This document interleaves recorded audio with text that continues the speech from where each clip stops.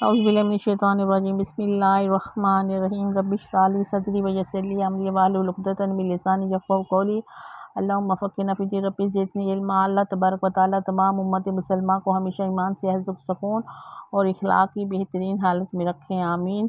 اعوذ باللہ من الشیطان الرجیم بسم اللہ الرحمن الرحیم۔ اور علماء کا جو نقشہ امام غزالی رحمۃ اللہ تعالیٰ علیہ نے احیاء العلوم میں کھینچا ہے وہ 6 صدی ہجری کے علماء سے متعلق ہے۔ فرماتے ہیں امام غزالی رحمۃ اللہ تعالیٰ علیہ کو اپنے زمانے کے علماء سے شکایت ہے کہ تم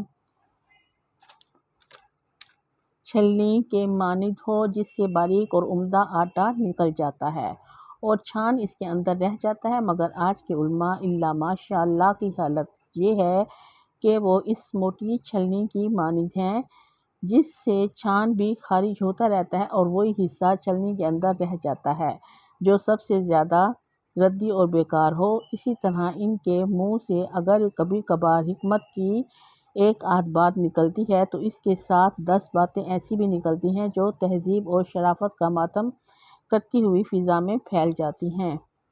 اور مغرب زدہ امراء اور جوانوں کی یہ حالت ہے کہ شیکسپیئر اور کارلائل کا کلام ان کا قرآن ہے اور مغرب کی بے حیائی اور فحاشی کی اندھی تقلید ان کی سنت ہے اور نائٹ کلب اور بال روم کی حاضری دینا ان کی نماز ہے اور کمزوروں اور بے کسوں کی تحقیر اور تذلیل ان کا جہاد ہے اور پیسہ ان کا ایمان ہے۔ سود اور رشوت کے ذریعے بینک بیلنس بنانا ان کا مقصد حیات ہے۔ ذالک ھو الخسران المبین۔ سورۃ الزمر کی آیت نمبر 15۔ جب ہمارے فکر و عمل کی حالت یہ ہے کہ ہمارے عوام اور خواص کی ذہنیت اس قسم کی ہے تو قلوب کی کیفیت کا اندازہ بخوبی ہو سکتا ہے۔ جب ان کے قلوب نور بصیرت سے محروم ہیں تو اپنے اوپر قیاس کر کے صالح امت اور اصحاب بصیرت کا انکار کر دیں یا رویت رسول صلی اللہ علیہ وسلم کا انکار کر دیں تو ہم انہیں معذور سمجھتے ہیں، کیونکہ کسی شخص کو نابینا آدمی سے یہ گلہ نہیں ہوتا کہ وہ دیکھتا کیوں نہیں، بلکہ ان کی حالت قابل رحم ہے۔ ان کے دل روگی ہیں، ان کے قلوب بیمار ہیں، اس لیے ہمارا مخلصانہ مشورہ یہی ہے کہ کسی معالج روحانی کی خدمت میں جا کر اپنے قلوب کا علاج کرائیں۔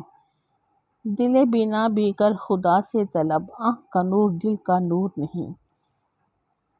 دل بینا بھی کر خدا سے طلب، آنکھ کا نور دل کا نور نہیں۔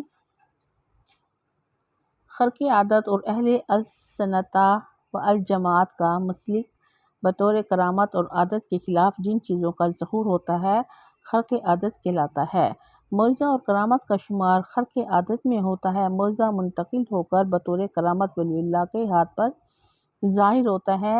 ولی کی کرامت بھی دراصل نبی علیہ السلام کا معجزہ ہوتی ہے، کیونکہ یہ ولی کو نبی علیہ السلام کے اتباع کے طفیل نصیب ہوتی ہے۔ جو لوگ اس کا انکار کرتے ہیں وہ اس لیے انکار کرتے ہیں کہ عادتاً یہ عام آدمی سے محال ہے، لہٰذا ایسا نہیں ہو سکتا، لیکن ایسے انکار سے اللہ کی قدرت کاملہ اور اس کے قادر ہونے کا انکار ہوتا ہے اور وہ حقیقتیں جو حضور صلی اللہ علیہ وآلہ وسلم سے لے کر آج تک متواتر اور صحیح سند کے ساتھ پہنچی ہیں ان کا بھی انکار ہو جاتا ہے۔ اس کے لیے اہل سنت کا عقیدہ ہے کہ رویت کے لیے ظاہری اعضاء کا ہونا شرط نہیں۔ رویت سے مراد نبی کریم صلی اللہ علیہ وآلہ وسلم کی زیارت ہونا، ارواح یا فرشتوں کو دیکھنا ہے، چونکہ مادی آنکھ کے لیے شرطیں ہیں کہ جسے دیکھ رہی ہے وہ سامنے ہو، قریب ہو، اگر دور ہو تو دیکھ سکتی ہے، پہچان سکتی ہے، مگر رویت کے لیے یہ بھی شرط نہیں کہ جسے دیکھا جا رہا ہے وہ قریب ہو یا سامنے ہو۔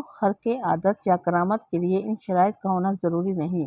مادی آنکھ سے دیکھنا امور عادیہ میں شامل ہے اور امور عادیہ سے مراد وہ کام ہے جو ہر کوئی کر سکتا ہے، لہٰذا رویت ان اسباب اور امور عادیہ کے بغیر ممکن ہے۔